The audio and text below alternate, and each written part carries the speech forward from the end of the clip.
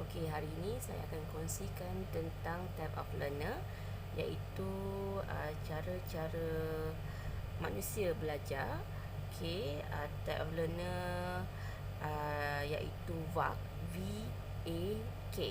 Okey, ini develop oleh ramai psikologis uh, dan mereka yang mengajar kanak-kanak lah, seperti Organ, Montessori, Fernald dan beberapa lagi lah, saya tak ingat nama, ramai sangat pada tahun 1920-an.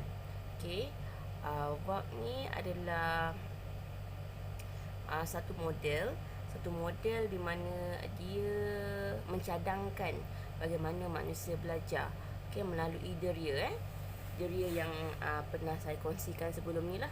Okey, V adalah untuk visual, A adalah untuk audio dan K adalah untuk kinestetik.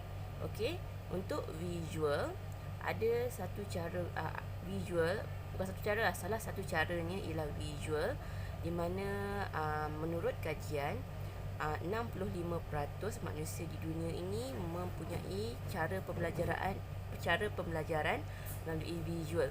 Okay, visual ialah mereka yang melihat gambar rajah, mereka yang melihat carta, mereka yang melihat gambar, dan mereka akan lebih senang, lebih cekap untuk mempelajari sesuatu.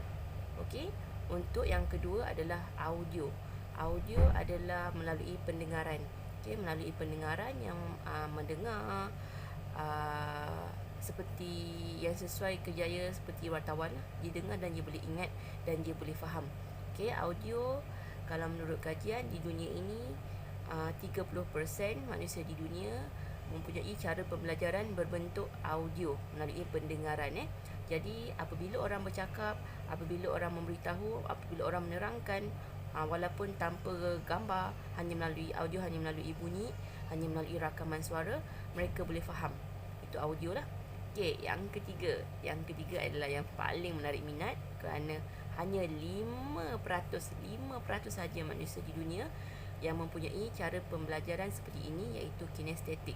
5% tu termasuk saya. Okey, saya adalah mereka yang belajar melalui kinestetik, di mana golongan kinestetik ini memerlukan kami untuk mengalami, untuk berada di dalam suatu situasi, untuk menyentuh, untuk memegang, untuk mengalami sendiri. Okey, saya selalu kata, sebagai seorang kinestetik, to walk the talk, that means we need to walk through the scene. Okay, so golongan kinestetik ini sering disalah anggap, disalah faham. Ada yang berkata, adakah kinestetik ini ada masalah disability, adakah kinestetik ini ada masalah lambat belajar, adakah kinestetik ini mempunyai pelbagai masalah lah. Okey, kenapa ini tercetus di pemikiran ramai orang? Kerana hanya 5% kinestetik di dunia ini. Yes, saya faham ada ramai manusia tidak faham apa itu kinestetik. Okey, jadi kebanyakan cara pembelajaran terutamanya di Malaysia support kebanyakannya melalui visual dan juga audio sahaja. Tetapi tidak kami golongan kinestetik. Agak payah untuk kami duduk di dalam kelas senyap dan belajar sesuatu tanpa berbuat apa-apa.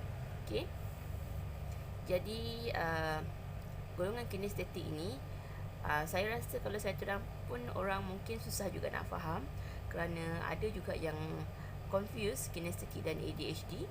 Okey, which is kinestetik bukan ADHD. Mereka ni perlu memegang, menyentuh. Macam contoh kalau saya belajar, saya lebih prefer untuk belajar secara projek. Okay, maksudnya ialah kita membuat sesuatu projek yang hands on. Okay, dan itu lebih mudah untuk saya faham. Okay, jadi begitulah juga golongan kinestetik, di mana semua mereka dan tergolong dalam golongan kinestetik ini, jika anda ajar melalui cara visual, ataupun ini flashcard, apa-apa pun benda, yang hanya melihat gambar, golongan kinestetik takkan faham. Begitu juga golongan audio. Okey, kecuali kalau gambar raja ditunjuk dan ada penerangan berlaku, yes, golongan audio akan faham, golongan visual akan faham, tetapi bukan kami kinestetik. Okey, kami perlu, kalau gambar itu perlu maujud, barulah kami faham. Kami perlu berada dalam situasi itu, kami perlu mengalaminya. Okey, jadi 3 type of learner tadi yang saya terangkan, iaitu yang first ialah visual, iaitu 65% manusia di dunia adalah visual.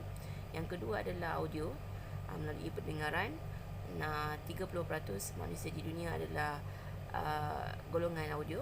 Dan last sekali ialah kinestetik, hanya 5% saja mereka, manusia di dunia ini, yang mempunyai cara pembelajaran kinestetik. Okey, perkara ni actually dah lama, sudah di-develop, sudah dibangunkan sejak tahun 1920-an oleh ramai psikologis dan juga pendidik. Okey, kemudian dia tidak diperbarui pada tahun, tak silap saya, 1987 ke 1990-an oleh Fleming, kalau saya tak silap nama dia. Okey, dan dia menambah satu lagi huruf iaitu R, reading. Okey, tapi sebenarnya semuanya lebih kurang sama. Dan saya harap para pendidik, para ibu bapa, terutamanya lah, membuka mata dan lebih memahami type of learner. Cara pembelajaran manusia tidak sama dan sangat berbeza, dan hanya ada 3 saja. Okey, dibagikan kepada 3 saja. Dan jika para pendidik boleh memahami, okey, jadi tidak adalah masalah ketinggalan pembelajaran, tidak adalah masalah melabel kanak-kanak hyperaktif, tidak adalah yang bukan hyper, yang hyper tu lain lah. Okey, tidak adalah masalah kanak-kanak audio tertinggal kerana hanya belajar melalui gambar rajah. Tidak adalah kanak-kanak visual tertinggal kerana belajar melalui audio dan pendengaran. Dan paling malang sekali untuk kami golongan kinestetik, kami akan tertinggal dalam apa jua cara yang tidak melibatkan kami untuk bergerak. Okey, jadi mungkin dalam kelas ada kanak-kanak yang suka melompat, yang suka menyentuh kawan. Okey, kebanyakan mereka akan terus label mereka hyper ataupun hyperaktif ataupun golongan yang nakal lah.